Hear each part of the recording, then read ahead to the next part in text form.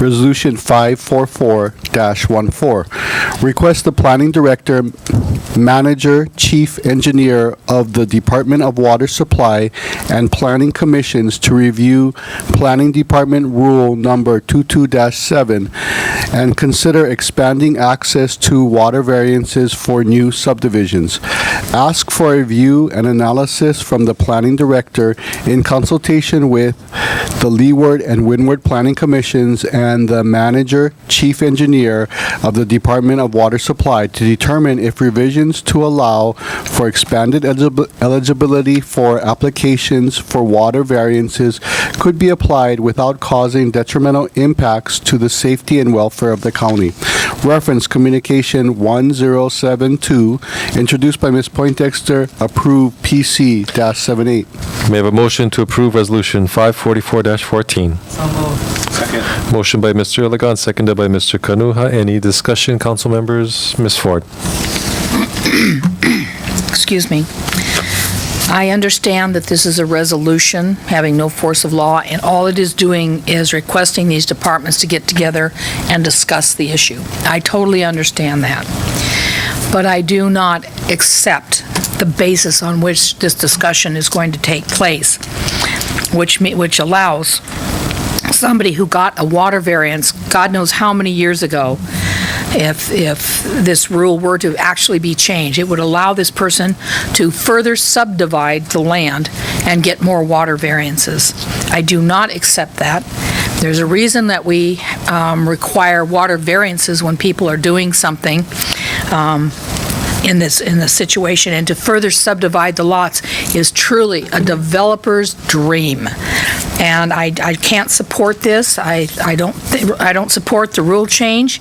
And yet, while it's nice that this is only urging them to have the discussion, I think it's going to lead to other things that I think are detrimental to this county. So I will not support this. Thank you. Okay, thank you, Ms. Ford. Any further discussion? If not, Miss Willie. She's Indisposed for a while. yeah. You know what? She's in the building. She's gonna be returning soon. Maybe we should table this. Go ahead. Ask to table this. Motion by Miss Willie to table. Second. Seconded by Mr. Iligan. Any discussion? If not, all those in favor say aye. Aye. Okay. Any opposed? We have 6 ayes, 3 excused. So we'll table Resolution 544. Thank you, Miss Willie. Did you need some time? We can come back to your item when you're ready, or No, I'm okay you're with good? it now. Okay.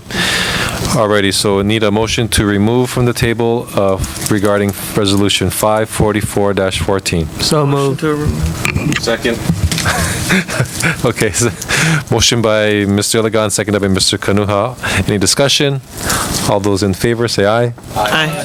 Any opposed? Okay, motion passes. We're back to Resolution 544-14. Ms. Willie, you have the floor.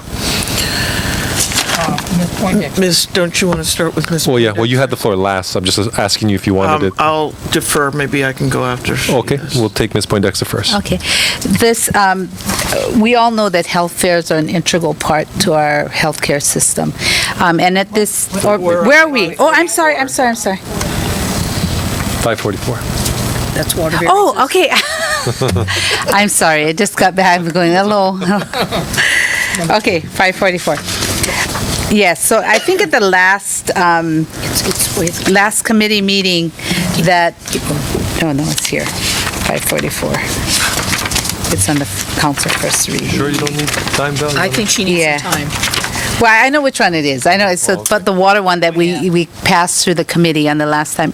And basically what that is requesting that the commission be able to review it and discuss it before I make a change in an ordinance, because it gives the public an opportunity to chime in, because you have to go to public hearing.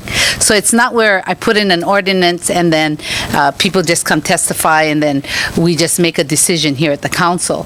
By putting that in as a resolution and asking the commission to have a review on this, it allows for a lot of public to be able to hear the public on what their concerns and what their needs are, and if they would support it or not support it. So because of the public hearings, I feel that is the direction I would like to go before changing any ordinance, because of the unintended consequences that less of the unintended consequences when you put it through in that direction versus just go ahead and try to amend an ordinance. There's another one that I will be putting through very shortly that is like a companion to this. But basically, again, and I can repeat it over and over, because you have the public input at the most valuable points with the commission. So thank you for this, and I look forward to you supporting it. Aloha. Okay, thank you, Ms. Poindexter. Ms. Willie? I just, first on the substantive issue, and that has to do with water variances. And I actually started working on doing an ordinance on this, and then found out somebody near and close to me was doing the same thing, so I backed off and let her. I probably would have gone the other way of just working it up and going straight to, the ordinance, and straight to council, and not having it meander through the bureaucratic system as it sometimes appears to be.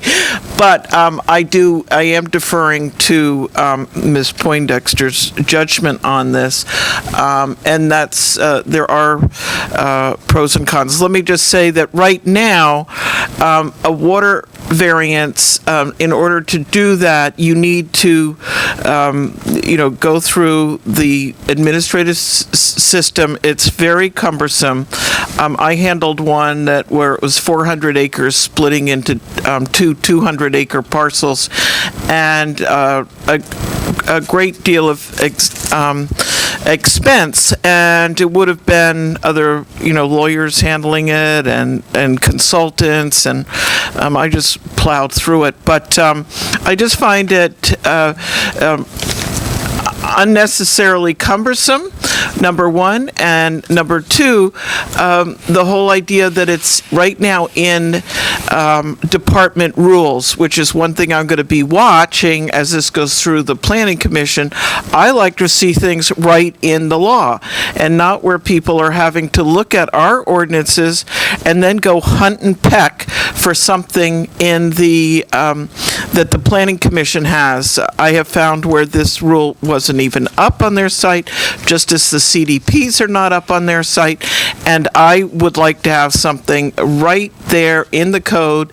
And I think on a variance, what it's saying is, if you have these unusual these circumstances, then we're going to allow you to have it. Why don't we put that right in the code? Why do we have it a bureaucratic determination? If you recall, Mayor Kanoy, I think, went in for one of these, and it was, well, he has it. Why do we have that as an exception? Why isn't it straight out in a rule?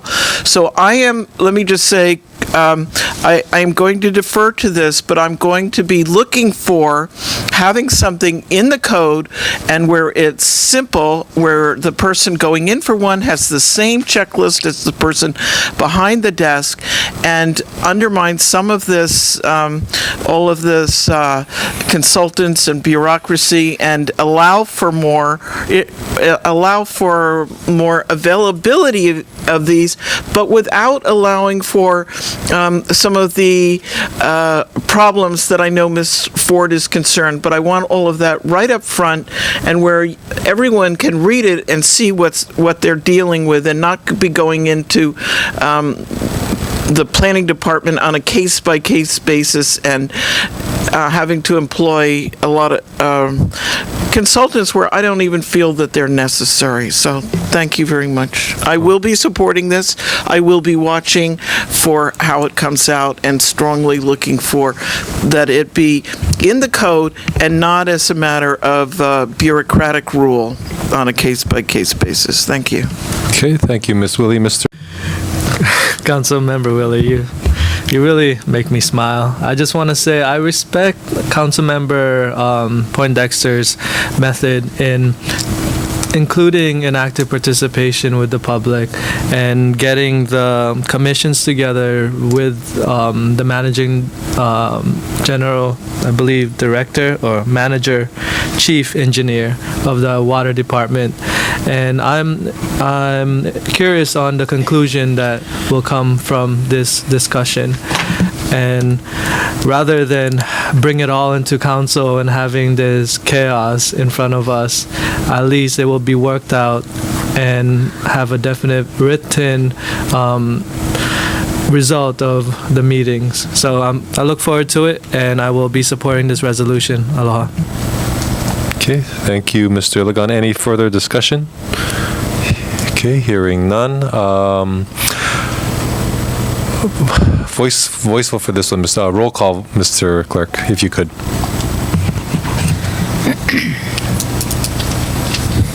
Ms. Zioff? Aye. Ms. Ford? No. Mr. Ligon? Aye. Mr. Kanuha? Aye. Ms. Poindexter? Aye. Ms. Willie? Aye. Chair Ishimoto? Aye. Chair Ishimoto, you have 6 ayes, 1 no, and 3 absent. Oops. 2. 5, excuse, 2 absent. Sorry. Excuse me. Okay, thank you, Mr. Clerk. So resolution 544-14 is approved. Thank you. Okay, where that takes us to...